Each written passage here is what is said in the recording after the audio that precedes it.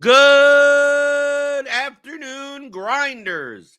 This is your MLB SimLabs analysis for Wednesday, April 23rd. I'm Jordan Cooper, aka BlenderHD, BlenderHD. If you're going to follow me on Twitter, hit that thumbs up button on your way in the door. That helps us out a lot. Hit the subscribe button if you're new here. Hit the notification bell to always know when we go live. Grinders Live, remember, later today, 5 p.m. Eastern, followed immediately by Crunch Time. Kevin Roth will be on with your latest weather updates. The only game we have to worry about today, I guess, is the Royals game. That's an important game. He has it at yellow. As of right now, based on the radar, thinks that the Storms are going to hold until after the game, but definitely tune in later to get the update there because it's yellow now. If it starts turning into orange or even close to red, we're going to be pivoting there. That's a 7:40 p.m. Eastern game.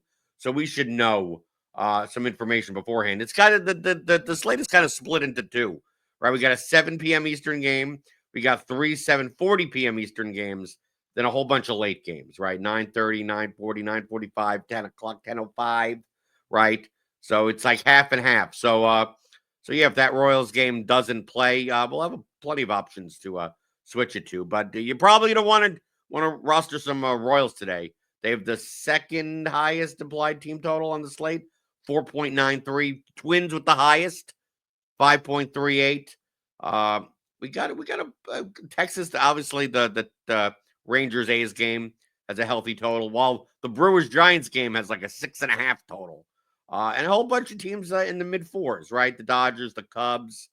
We got the Angels, the Diamondbacks, right? There should be some offense on today's slate. I mean, because the pitching is not all that great today. We take a look at SimLabs. I always like looking at optimal versus projected ownership. The top projected pitcher from a mean projection standpoint on the slate is Logan Webb at 10K flat. Then we got David Festa at 8,800 against the White Sox. Even though we have his pitch count at 83. He's probably not going to pitch 90 pitches, so there's a little less room for error there. And then Freddie Peralta at 9,800, and we have him as the highest optimal rate pitcher at 29%. And if you want to take a shot at some like high variance options, Andrew Heaney and Taj Bradley, right? Andrew Heaney against the Angels, Taj Bradley against the Diamondbacks. We have them at 22% optimal. David Festa, 21% optimal. Michael Lorenzen at 7,300 at 20% optimal. And then like the under-owned pitcher, we have like Taj Bradley, we have his under-owned. Kumar Rocker against the A's at 6,900, we have his under-owned because we have his ownership at like 3%. So even though his optimal rate is not like that high, but he's going to be pretty low owned. Like I take a look at the strikeout props on this slate. Like I don't know if I'm scared of anyone's like ceiling. I guess Freddie Peralta is the only one, maybe, right? Because like Logan Webb, like he's 10K. Yeah, he's in the best spot. Yes. It's probably the quote safest option. I don't want to call anyone safe, but Logan Webb has a great shot at 18 to 20 points, right? But is that going to necessarily kill you? Can you get that from other people? Freddie Peralta has a shot at 30 plus points, I think. So from a ceiling perspective, I mean that's why his optimal rate is higher, right? Much higher than Logan Webb because they're $200 apart, but Freddie Peralta I think has a much higher ceiling in comparison, especially against Milwaukee. Webb against Milwaukee, and Peralta against the Giants. So we even see here that Freddie Peralta, we have projected owned at 27%. Like that's not over owned. Like you could play Freddie Peralta up to like 35% owned, and like he's not over owned. It was very similar yesterday to like Bailey Ober. He projected well, he simmed out well, even though he was chalked.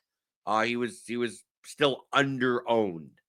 But a lot of these pitchers, we have Logan Webb at 35% owned, only 19% optimal. So like that's why you see a big red bar here for Logan Webb. I don't think you need to play Logan Webb today. I don't think so.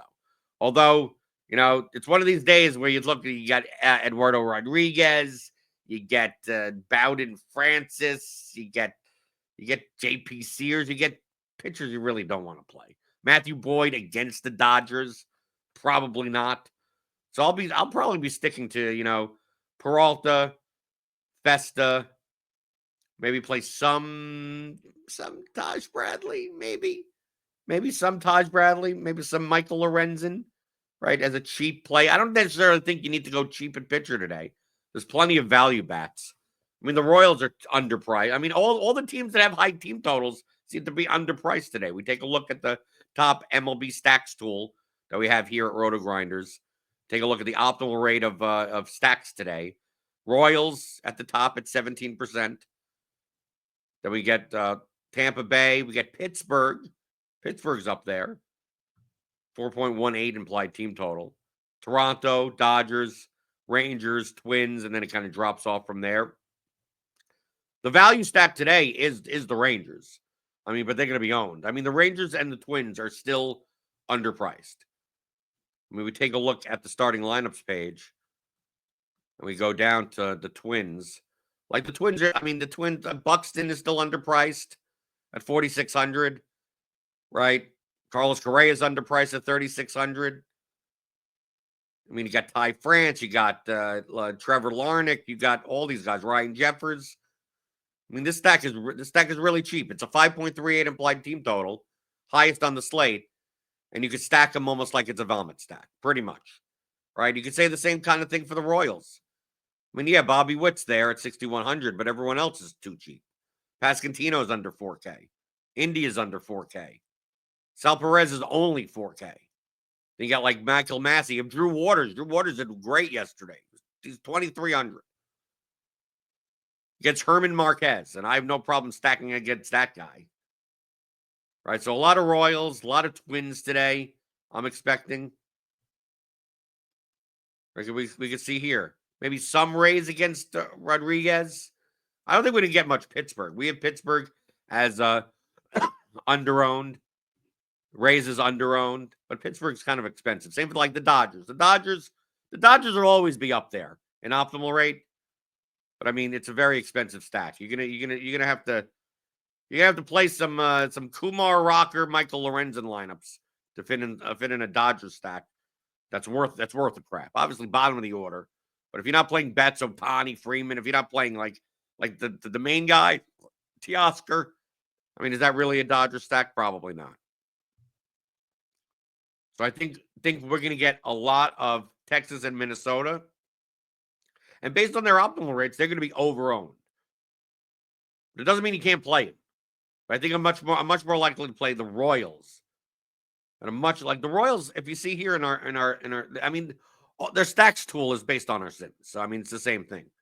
We have the Royals is twice as likely to be optimal for about the same ownership as the Rangers and the Twins.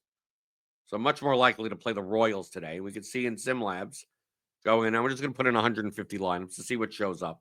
We're going to do 5-man stacks today. It's an 8-game slate.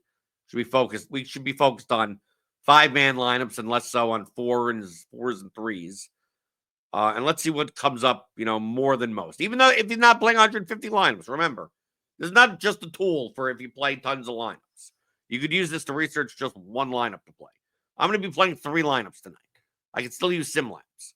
I can still produce tons of sets of 150 just to see what the configurations of lineups look like.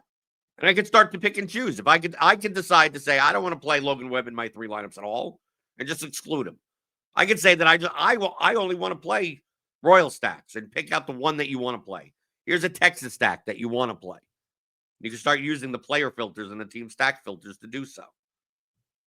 So looking at the exposures here, we can see from a starting pitcher perspective, a lot of Freddie Peralta, right? A lot of Freddie Peralta, Andrew Heaney. Good luck, Andrew Heaney. I mean, it's gonna be a roller coaster. You never know with Andrew Heaney, David Fester, and then a lot of Kumar Rocker. Even though I don't, what is his ceiling? 80 pitches against the A's in that ballpark. Dicey. But we see here, like Logan Webb, not as much Logan Webb as one would expect. And we get some Taj Bradley in here. A little bit of Michael Lorenzen. Yeah, but Freddie Peralta is kind of, to me, the clear ceiling option today. If he's only going to be 27% owned, if you tell me he's going to be 50% owned, then we're talking a little bit different. Let's take a look at the teams. We got a lot of Dodgers. I mean, because all these Kumar Rocker lineups, all these cheap pitcher lineups, you could play the Dodgers today. So I'm assuming that's why we're getting a bunch of Dodgers, but Royals, Rangers, not as much Twins. So not as much. So I guess the Sims would prefer to play the Rangers over the Twins today, in general. I mean, the lineups could look the same. I mean, look, the top lineup in here with a 93 rating is a Twins lineup, right? With Andrew Heaney in it. Andrew Heaney. See, like if I'm playing 3 lineups, I may choose to play. I'll play one Andrew Heaney lineup. And then you could go in, you could do this. You could, like, I'm going to set this to like 20 lineups. So I'm going to go player filters. I'm going to lock in Andrew Heaney because I'm going to find the Andrew Heaney lineup that I'm choosing to play. This is how you would use SimLabs to do research and pick the lineups that how do you want to play. And if you see that the types of lineups with your configuration come out really low rated, SimLabs is telling you, don't play it. It's bad. It's bad. It's negative EV. I think I could choose. It's like, okay, I'm going to play one Andrew Heaney lineup. I'm probably going to, I want to play Freddie Peralta in this lineup. Right, so I'm going to play a Peralta Heaney lineup, which is this lineup will be, but not the Twins. But I'm going to play with Kansas City. Right, so I'm going to put in that configuration. Like, show me 20 lineups. What are the highest EV lineups according to SimLabs? As of right now, obviously you do this close to the lock because, he's starting lineup changes and, weather conditions, umpires, whatever. Doesn't change that much, though. It's not like NBA.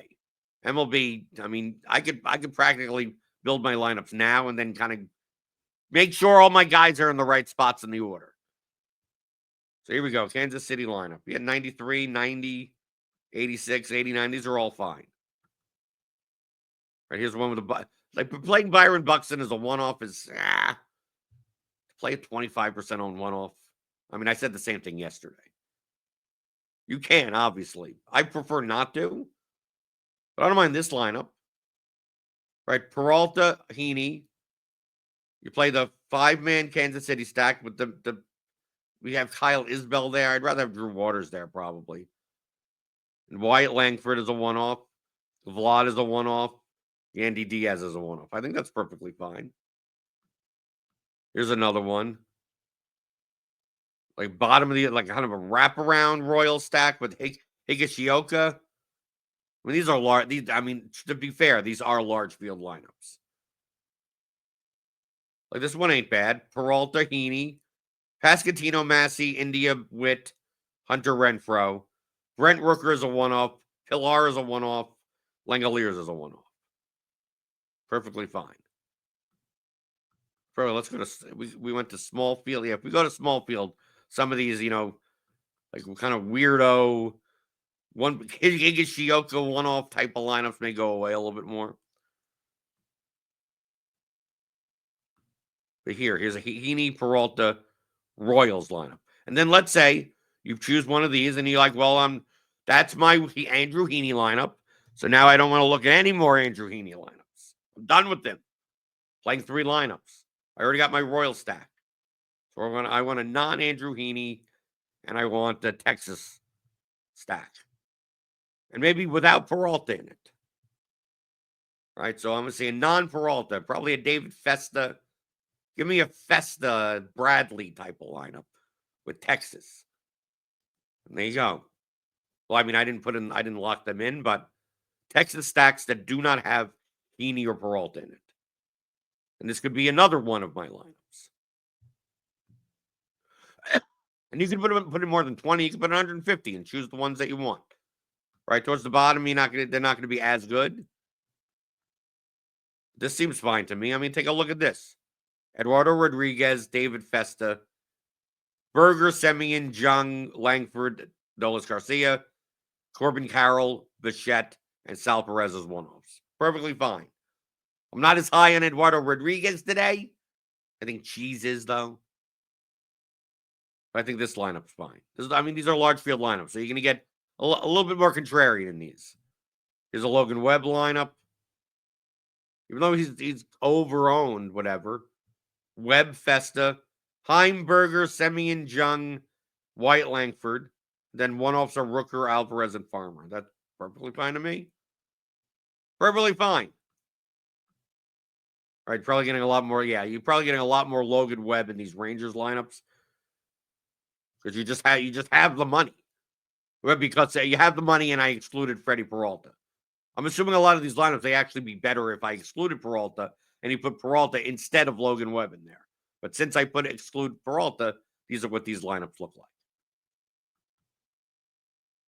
So this is how you would use SimLabs. So it's not just I'll press the button, 150 lineups, export to CSV, and watch the money fly in. It's not that. You can save whatever lineups you want. You can come back to this later. I'll do this now. I'll save some lineups. Then come 6:30 Eastern, I'll come back to this. With if there are any starting lineup changes and everything like that, and run some again. Then right before lock, 10 minutes before lock, I'm like, okay, I chose my lineups. Ding, ding, ding. I put them in and I'm done. Very quick. Very quick and easy. It's using our player projections. It's using our ownership projections. We are constructing a simulated field of lineups for large field contests, small field contests, and single entry contests. And then simulating the games, simulating the contests out 10,000 plus times.